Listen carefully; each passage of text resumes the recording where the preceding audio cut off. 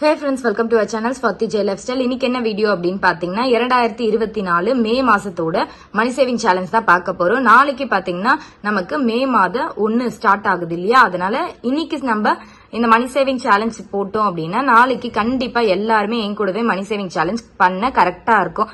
அதனால இந்த 31 நாள் மே மாதம் உண்டியல் சேமிப்பை பத்தி தான் பார்க்க போறோம்.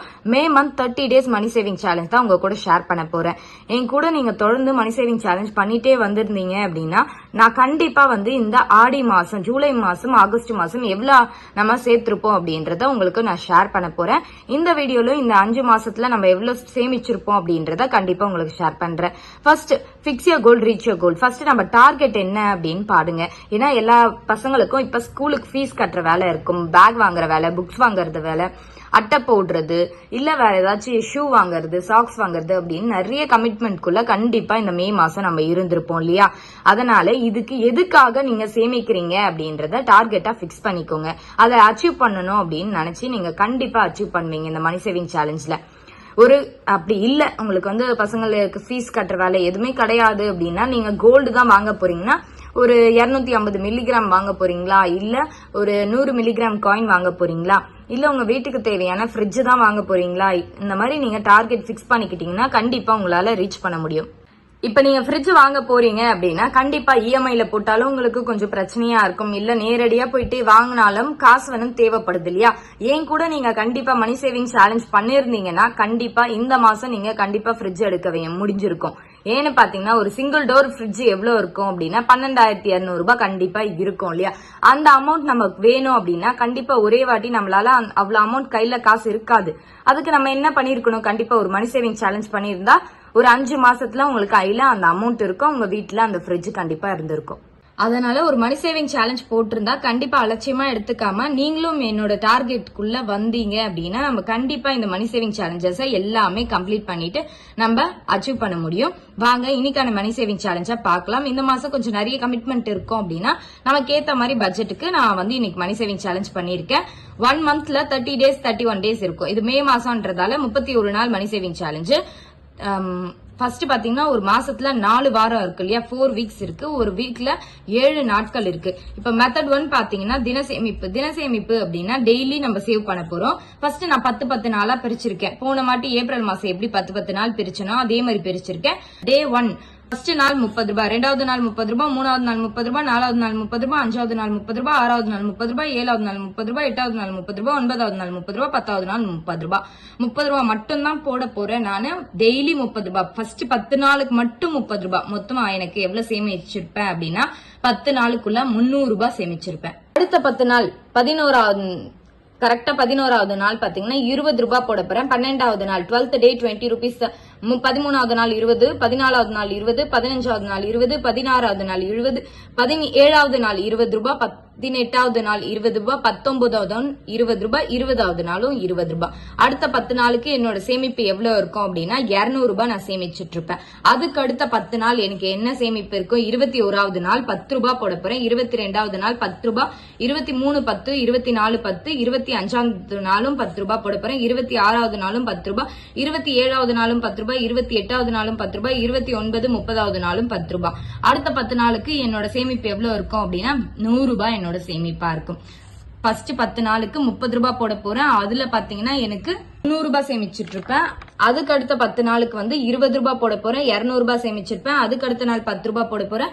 100 ரூபாய் சேமிச்சிட்டு இருப்பேன். நான் தின சேமிப்புல எவ்வளவு பண்றேன் அப்படின்னா 300 200 100 10 நாளுக்கா பிரிச்சுக்கிட்டதால 500 ரூபாய் சேமிச்சிட்டு இருப்பேன் தின சேமிப்புல. அடுத்ததான் மெத்தட் 2 அப்படின்னா வார சேமிப்பு, வீக்லி சேவிங்ஸ்ல நான் எவ்வளவு சேமிக்கிறேன் அப்படின்னா சாட்டர்டே சண்டே ஆனா எப்பயும் மாதிரி 100 ரூபாய் போட போறோம் இல்லையா, அதே 100 ரூபாய் தான் போட போறேன். இந்த ஒரு 2 மாசமா கஷ்டமா தெரியல, ஏன்னா மோஸ்டா பிரதோஷம் அமாவாசை அந்த மாதிரி எல்லாமே சண்டேல தான் வருது. அதனால மோஸ்டா செலவு பண்ற வேலை இல்லாம இருக்கு. அதுக்கு பதிலா புதன்கிழமை இந்த மாதிரி டைம்ல சாப்பிடற மாதிரி இருக்கு. அதுவும் மீன் இந்த மாதிரி தான் போகுது. சண்டே ஆனாதான் சாப்பிடணும்னு தோணுது. அதுவும் மட்டன் இந்த மாதிரி ஐட்டம்ஸ் எல்லாம், சிக்கன் எல்லாம் சண்டே ஆனாதானே சாப்பிடணும்னு தோணும். வெனஸ்டே டைம்ல சாப்பிடணும்னு தோணல. அதனால மோஸ்டா வெனஸ்டேல மீன் இந்த மாதிரி தான் ஐட்டம்ஸா இருக்கு.